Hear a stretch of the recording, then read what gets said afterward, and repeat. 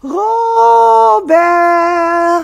Neubehne ani minúta, aby som odniekiaľ nepočul kričať svoje meno. Roberto Gaisini, ty koza. Len aby som ti náhodou neodstrelila tie tvoje kraslice. Nekúvikaj. Robert! Chýba mi tu nápis. Obezita zabíja. Neuveriteľné, na každom rohu trafení ľudia.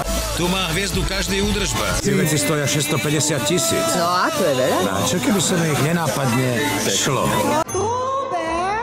Jasné, pripravím jej megažúr a narodeninové prekvapenie z inej galaxie. Veď aj ono je tak trochu mimozemšťan, nie? Robert! Nie sme pobalení. Všetko si kúpime tam. Čo tam je? Sleduj. Čo je to?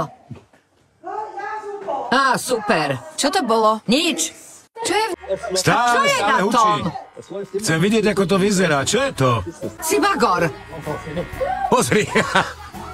Malý večer, vyzerá tak trochu ako konzerva od sardíniek. Kabelka plus jej kozy. Veď to je proti zákonom fyziky. Vidíš, aký si? Koľko sa tomu venuješ? Asi 20 rokov. 20 rokov? Ako malý si sa hrával s bábikami, čo? Čo už môže byť pre mňa lepšie ako kozatá blondína napravo, fľaša Cuba Libre naľavo a v ústach poriadna cigara?